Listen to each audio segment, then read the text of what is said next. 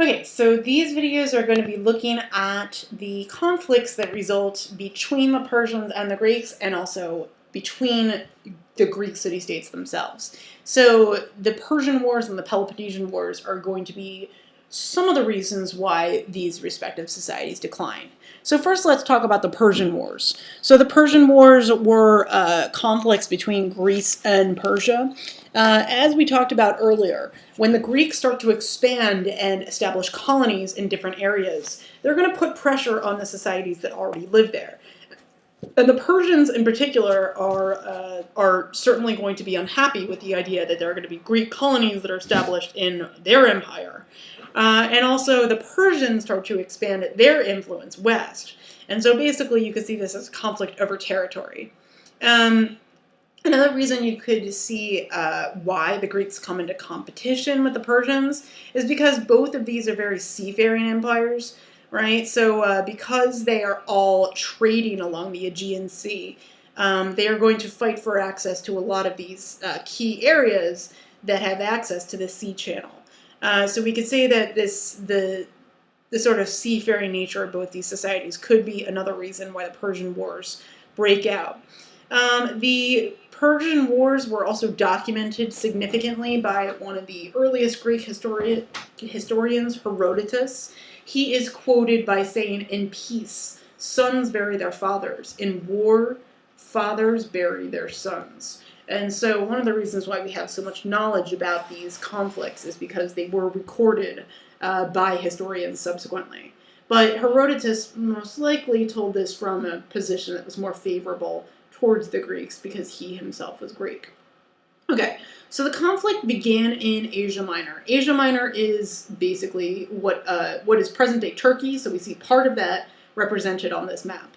The Persians basically went into a series of Greek colonies that were in Asia Minor, and they occupied them. So basically they invaded them, and they started to control them directly.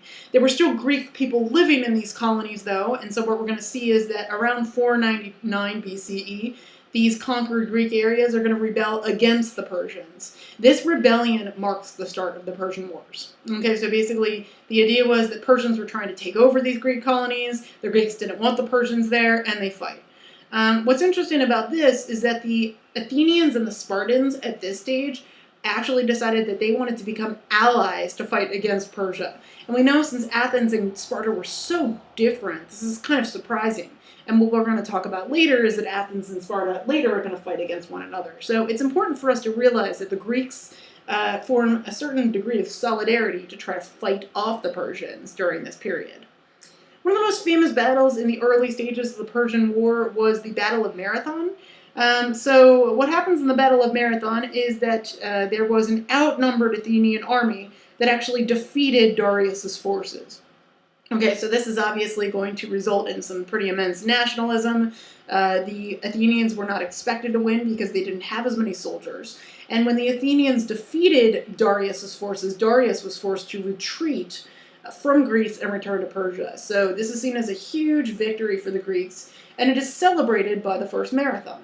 So legend has it that a Greek messenger was sent to run from the battle location at Marathon to Athens to tell the story about the Greek victory. So the distance of the marathon was 26.2 miles, which obviously makes up the distance of our present-day marathon. And when the messenger reached Athens to tell the news, he shouted out one word, Nike, which is the Greek word for victory, and then he died. So apparently that's how we get the marathon. So if you're thinking about ever running one day, remember that the very first marathoner did not live to tell the tale. In any case, so the Persian Wars. When Darius dies, we do see that the wars pick back up. Darius' son Xerxes does continue to fight against the Greeks. One of the monumental battles that was led by Xerxes was the Battle of Thermopylae. He organized thousands of Persians to attack Greece, and when he organizes this force, he does defeat a few hundred Spartans and achieve victory, and then after the victory at Thermopylae, Xerxes brings his forces to Athens, and they capture the city and burn it. So we see that the war turns more into the Persians' favor after the Battle of Thermopylae. Okay, so think about these two different battles. Marathon is a Greek victory, Thermopylae is a Persian victory. But as a result of the defeats, the Greeks again decide to gain solidarity to try to fight against their common foe, and the Athenians and their allies decide to join together to form what's called the Delian League, which is an alliance of Greek city-states against the Persians. All the members, city-states of the Delian League are outlined in this map here. So what we see here, first off, one of the really important city-states that you may see that's left out of this map is Sparta. Sparta was not part of this. And what we're going to see is that eventually, because the Athenians take leadership in the Delian League, there are going to be other city-states that start to oppose the way that the Athenians are running the league, and that's going to result in tension and subsequently a civil war in Greece. That's the Peloponnesian War, which we'll get to. Another last important battle from the Persian Wars is the Battle of Salamis. This is a naval battle, and the Athenians defeat the Persians here. It's not surprising that the Athenians achieve victory. Athens is pretty close to the sea. They were always wealthy from their seafaring trade, so it's not surprising that they had a pretty significant navy.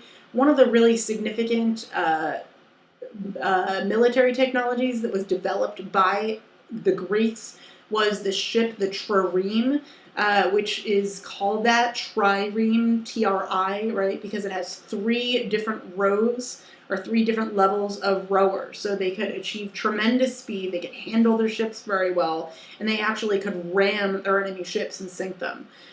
So it's not surprising to us that the Athenians had this great naval technology. After the Battle of Salamis, the Persians were forced to retreat to their homeland, and Persia starts to decline after that. One of the reasons why the Persian Empire declines is because they had to spend an immense amount of money fighting these battles against the Greeks, and also Xerxes was not as religiously tolerant as some of the previous Greek rulers. And this is significant because if he is going to be less tolerant of future rulers, this is going to mean that the prosperity of the Persian Empire is going to decline. People who are not of the majority religion, so non-Zoroastrians, are going to feel less welcome in the empire, and they're probably not going to want to live there.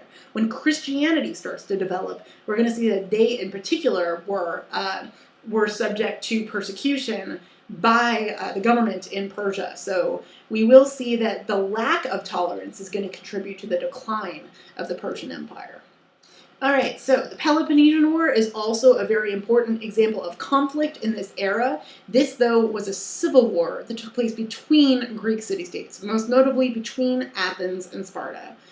So as we discussed with the Persian Wars, the Delian League, which was led by Athens, is going to become controversial. The Athenians expected all the other member city-states to help pay for the league. And so this caused a lot of resentment among the membership states, and Sparta in particular took a lot of issue with this. Sparta was always, I guess, always the rival city-state to Athens to begin with, and they really didn't like the way that the Athenians were essentially trying to take control over this league. So the Spartans then decided to develop their own league, and they revolted against Athens. And this took shape in the Peloponnesian War, which lasted from 431 to 404 BCE. So Sparta formed their own league, which was called the Peloponnesian League. And when they fight against Athens, they end up winning. So this is pretty monumental because even though the Spartans were certainly a strong city-state, we always saw the Athenians as more powerful. They had a larger population, and they possessed the intellectual and political power, but the Spartans, as we know, had the military power. And there were other circumstances that caused the Athenians to lose the war. One of the reasons why was because there was a plague that hit Athens, and the majority of the population ended up taking refuge from the Spartan invasion by going into a walled part of the city. Now, what we know about the plague is that it spreads by human contact. So since the population was so compacted when they were trying to hide from the Spartans, they all got each other sick and they died. Pericles was one of the most important of the victims of this plague. And when Pericles died, they lost a lot of the strength of their leadership. So some Athenians actually wanted to surrender to the Spartans after Pericles died. Others decided they wanted to keep fighting, and so since no one could come to a decision, they continued to fight against the Spartans for many years. In the meantime, several city-states end up switching. They leave the Delian League, they join the Peloponnesian League, and once they have that additional strength, the Spartans are able to destroy the Athenian navy. So in 404 BCE, Athens surrenders, Sparta is victorious. But the Peloponnesian War also shows us that the Greek city-states are entering into a period of decline. As it is with most wars, you experience economic destruction in all the places where the fighting actually takes place. You're going to see damage to agricultural fields. People lose their jobs. The population declines, not only because people were physically dying in the war, but also because there wasn't enough money to support a large population. So the birth rate declined, and there was less food to feed the population.